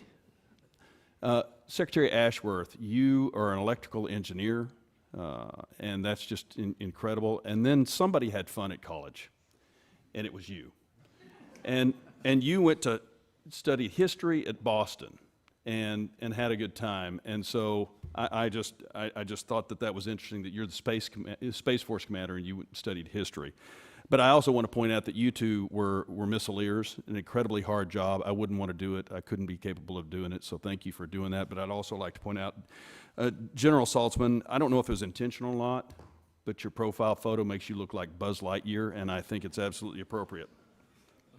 General Allvin, thank you for taking the time to talk to me about the F-47 a while back and the need for future air superiority and for the joint force to have sixth-generation fighters. So I'm kind of a leading question, but would you say that the current mix of fifth-gen F-35 across the Air Force, Navy, and Marine Corps provides a needed capability and important options for our COCOMs? Yes, it does. And of course, once we get to the Block 4 and all those capabilities that really unlock it into the future, it's going to be that much more capable. But we got to get through TR3 on Block 4 to really make it the platform it should be. Okay. Well, with that in mind, can you think of any reason why we shouldn't have a similar cross-service capability, Gen 6 capability in the Navy? I think to that there are different requirements that the Navy would use it for. So this is specific, and I'll say as much as I can at this classification level. But when you look at the outer mold line design, that is, even the F-35 has difference between A's, B's, and C's, and those that launch off carriers have to have, more sturdy landing gear structure so they can go off the CAT and come back to the carrier. So there are some design differences, and when that comes to the high-level sophistication of sixth generation, one needs to look at the outer mold design differences and what that might provide for divergence capabilities. Having said that, the secret sauce of what we're doing going forward, and Chairman Calvert sort of referenced the fact that maybe the F-35 wasn't the best way looking back on how we're doing things, but we put that together when we did.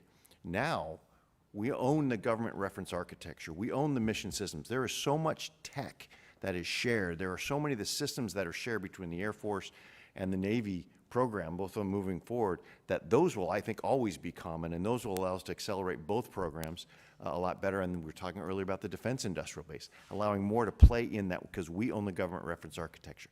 When it comes to the outer mold line, that will be different because of the different environment in which they operate. Got it. Okay. Well, I think for China, as we focus on China, we all have to recognize that the F-47 brings increased speed and increased range. It's going to get the Air Force in the fight in the Indo-PACOM. The V-22 puts the Marines in the fight in the Indo-PACOM region.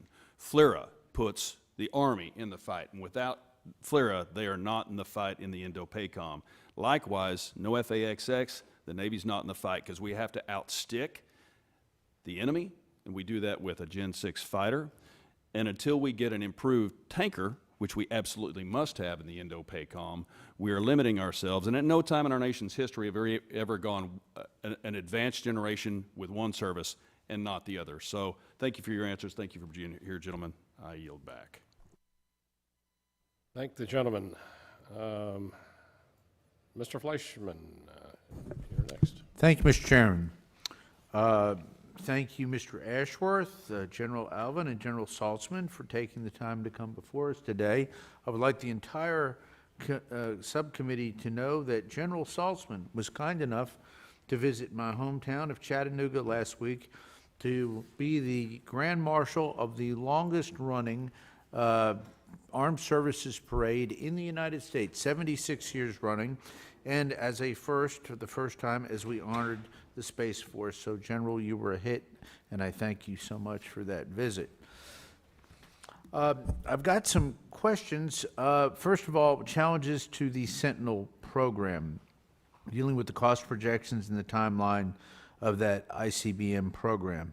As most of you all know, I'm chairman of the Energy and Water Subcommittee of Appropriations, and NSA's Y-12 security complex is in my district, so I realize the highest priority of this program. We've seen major delays and setbacks, so I'm going to try to condense my questions. Acting Secretary Ashworth, can you provide this committee with an update on the program's current status and what changes are being implemented to get the program schedule back on track and even pulled back to the left? And as a follow-up, we are modernizing all three legs of the triad. We as well as our NC3 and nuclear security enterprise. At the same time, the New START treaty is set to end next year. How is the Air Force ensuring that we do not have a gap in our coverage during the period of growing strategic risk? Thank you for the question, Congressman. So I want to just first state by the department stands behind the nuclear deterrence and our nuclear modernization programs. And so that remains a commitment and a strong commitment. The Sentinel program, Nunn-McCurdy, it had a critical Nunn-McCurdy breach last year. And so during that time, the department goes through a very thorough review process of the entire program to make sure that it's still a national security value. We assess the requirements on that program. We assess options that we might be able to follow in actually doing that in a different way. And then we also take a look at the root causes that actually manifested into the breach itself. We came out of that and then followed the law, and we pulled that program back into its previous acquisition phase. So that's where the program is right now. So what does the program do? First, it continues on with those elements in the design and development phase that will remain unaffected while we restructure the rest of the program to get after those root causes that caused the breach. And so think about that from the biggest piece of that is the missile itself will continue going through its design and development phase as we move forward. The main contributors to the cost breach itself or the command and launch segment. Think about those as the LFs that house the missile and the launch control centers that command the launch and have our missileers in them. It's the construction costs associated with those elements that really drove up the cost. And so the program right now is reaching out to industry to understand how we might better construct a program on how to get after that particular segment. They've reached out, collecting the information from industry, and by the end of the summer, they should have collected enough information, analyzed it, and put it back together to see if we're going to stay with the current acquisition strategy or significantly change it. I imagine we're significantly going to change it. Based upon that strategy, we're going to be trying to pull that schedule left as we continue to march forward on the program. Thank you, sir. In my remaining minute, the K 135 has been in service for about 60 years, sir. The Air Force is now transitioning to the KC-46, which also includes important decisions on new basing requirements. This deals with our tanker fleet. Since I don't believe the projected tanker fleet over the next decade is sufficient to sustain a major prolonged war in the Western Pacific, what would be the necessary number that we should be targeting, sir? I would just say that demand signal is derived through the Transcom commander, U.S. Transportation Commander, who looks to the Indo-PACOM war plan and looked at it. And so they have set up they have their MCS, which is their mobility capability study, and that drives the number of tankers and number of strategic airlift. And so they're currently in the broad number about 465. So they are between the KC-46 and the KC-135 recapitalization. We're still driving towards that Transcom-derived number. And as we look further into the buy of the recapitalization, this is where the next generation air refueling system study will tell us whether we need a new tanker altogether or tankers that have better survivability mechanisms on them. So it really drives from the U.S. Transportation Command requirement. Thank you, sir. My time's expired. I'll yield back. Since Mr. Fleischman brought up the KC-46, all the bugs have been worked out on the KC-46. It's working optimally? Not optimally. We have 5 Cat 1 deficiency reports. 2 of them have to do with the remote visibility system. I was with the chairman of Boeing Defense a week ago to go over each one of them. One of them has to do with the mass strain. One of them has to do with the sort of the sticky, the stiff boom operator, or the boom, and one of them has to do with the environmental control system. I am very much sitting next to the Air Mobility Command Commander with the Boeing Defense CEO to go through each of those line by line. It is producing. It can refuel all receivers except for the A10 and the E7, because we just haven't tested against that. So it is capable. It's not optimal yet. How long is that going to take before you get to where you need to be? The latest estimate on the pacing item is the remote visualization system, which again, it's operating. It's just not operating as we would expect it to. We're probably looking at another 18 months. Okie doke. Mr. Valadeo. Thank you, Chairman. Thank you, Secretary Ashworth, General Allvin, and General Saltzman for testifying before this committee today. Secretary Ashford and General Allvin, I want to raise urgent concerns about the F-15EX bed-down plan and the future of the 144th Fighter Wing in California. I know we've talked about this, and I know others are talking about it as well. But will the decision to base the F-15EX in Selfridge Air National Guard impact the Air National Guard's wings currently stated to receive new F-15EXs, including the 144th Fighter Wing? Thank you for the question, Congressman, and thank you for the time yesterday. So the President has made the decision to buy additional F-15EXs and to outfit Selfridge Air National Guard with those EXs to continue the fighter mission at Selfridge. Our next step in that process is to do the detailed planning on the implementation and exactly how we're going to perform that. There will be a flow out. We will do a detailed flow out of where we're going to put F-15EXs after they're coming off the production line. And I can say to you right now that there is likely a downstream impact on some other Air National Guard units, including Fresno. But as we go through that process, I commit to you to say that we're going to mitigate, we're going to first of all reduce to the minimum amount of time that we possibly can what that delay in getting the EXs to Fresno would be, and then mitigate that as well as we try to make sure that we've got you the best 15 Cs and Ds to continue the mission. Okay, and that was going to be my next one of my questions is if there's a change in delivery schedule, which sounds like there possibly could be, does the Air Force commit to requesting the O&M needed to keep the current aircraft operational? But it sounds like you might have something else in mind as well, or a possibility. So we'll do everything that we can to make sure that the missions stay whole as we move forward. All right, thank you. This one's on counter drones. How is the Air Force ensuring the funding for emerging technologies like drones and counter drone systems is prioritized, especially after incidents like the unknown drone flying over Langley Air Force Base and NAS Norfolk over the past few weeks? So, Congressman, I understand that the Air Force has put together some rudimentary types of defensive capabilities, and we've initiated a program that will be moving out in '26 as we get those dollars to make a more modular, open, and expandable type of a capability. And we're going to start to outfit our installations with that capability as we go. You've probably heard from the previous administration, the Replicator 2 types of initiatives to get after counter UAS. This administration maintains its concern with the counter UAS capabilities that we need to put forward, and you'll see more and more of that as we get into the '26 budget. I presume when we deliver it that we're going to be trying to get after that threat. Thank you. General Saltzman, China has continued to develop and refine claw-enabled satellites that could target our assets and GEO. What steps is the Space Force taking to advance technologies like rendezvous, proximity, operations, and docking, and on-orbit servicing to counter this? And where do you see the greatest need for investment to maintain our space superiority? We've got real solid investment in the GSAP program, which is our current capability to do rendezvous, proximity ops, and GEO. We're expanding that to include other kinds of counter space activities. I'm happy to follow up in a classified environment with you if we can.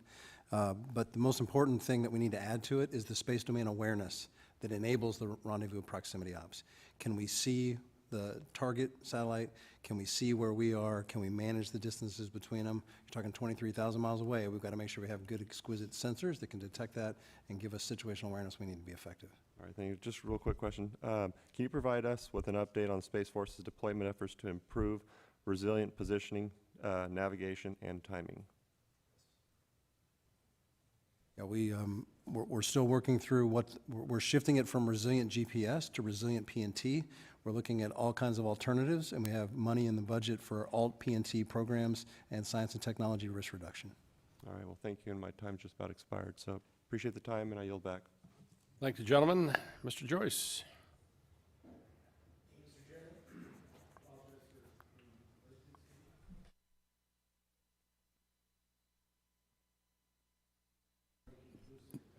You might want to bring your mic up, David. Okay, there you go. Might want to turn it on too, huh? I'm really watching that technology, I'm telling you. Acting Secretary Ashworth, we are carefully monitoring investments that countries like China are making to boost their defense production capacity. There are concerns that our current defense industrial base cannot meet the surge demand and will likely need the support of manufacturers outside the existing defense industrial base in the future. Does the Air Force have a strategic plan to increase and retain the capabilities of non-traditional defense manufacturers to support the Air Force surge demand if needed? And would you require any additional resources or funding to develop those relationships and capabilities? Thank you for that question, Congressman. So I think the Air Force is doing a great job in trying to expand the defense industrial base. One of the elements that I'll bring up is the next generation air dominance family of systems. And General Allvin's also already brought up that we already own a government reference architecture in that area. And that has really enabled us to grow the defense industrial base in that area. And you're seeing some of the non-traditionals that are starting to grow and become more of a traditionals enter into that competition for collaborative combat aircraft, for instance, right? And so I think we're doing the right thing. We're moving in the right direction. If we continue to follow the model that NGAD has set up for us, we need to try to replicate that into the future, and it's going to provide additional opportunities for those non-traditionals. At the Youngstown base, unfortunately, we've watched C-130s having to be cannibalized to make, out of the, say, 8, 5 are operating and 3 are sitting there as pieces and parts. So I know that it's tough to keep a reserve of all the parts that are dependent upon making the mission work. General, I wanted to go back to you. How is the Space Force working to build our cyber resilience into satellite command and control systems as threats continue to evolve? We're growing into that mission area pretty quickly. We've deployed 2 systems recently that allow us to monitor our networks, our mission networks. It takes a lot of time actually to map the cyber terrain and then telemeter it, put all of the right sensors in so that you can rapidly see if somebody's attacking the system. We've taken care of missile warning as a mission area already, and we're going towards the GPS constellation next. And so we're stepping it out as we can, but it takes a while just to map that terrain, but we're taking steps as quickly as possible. Thank you. Most of the questions I had otherwise had already been asked. I realize it's late, Chairman Calvert, so I'll give you back the remaining time. I thank the gentleman, and I appreciate your questions. Ms. McCollum, you have any closing comments? Well, I just want to thank the gentleman for being here, and I want to thank the acting secretary for your professionalism, the courtesies you extended all of us and everything like that. And I hope there's a role for you that continues in this administration, should you choose to accept it. Mr. Chair, I'm just going to list them really quick, some questions for the record, because a lot of it, I just want to put them officially out there. I kind of had them in an opening statement. This one I did not. The president has now halted bombing actions towards the Houthis, but I'm going to be submitting a record to find out, what the cost of this was, both in material and personnel, what we've been spending. Workforce impacts, I think I touched on that, a little more detailed question. The tariff question that has to do with the most expensive aircraft in the world, the F-35. It looks like the administration is going to use something called a Chapter 98. I want to understand how that works better. Space launch availability. I know that that's a concern that Space Force has. As was pointed out, what is going on with safety measures with the Osprey, the Trainer 17. And then, Mr. Chair, I know you have lots of questions, as I do, on Sentinel, Golden Dome, and the timelines for Air Force One. So thank you, gentlemen, for being here. With that, Mr. Chair, I yield back. I thank the gentlelady. Before we conclude, I want to thank all of you for your testimony and your answering our questions. There'll be a number of questions that we'll be submitting for the record. Obviously, you have a lot of challenges ahead of you. As the ranking member mentioned, the Sentinel program, obviously, we have to get that back on track. We're going to get a plan. Need a plan on Golden Dome, understand what where we need to go, and this is going to be a large project. Seems every contractor in town seems they are looking to get a piece of the action. So we need to know where we're going with this thing before we lose control. And obviously, we have a number of challenges that we need to get through, and we'll be working with you through all of them. So with that, thank you, and we are adjourned.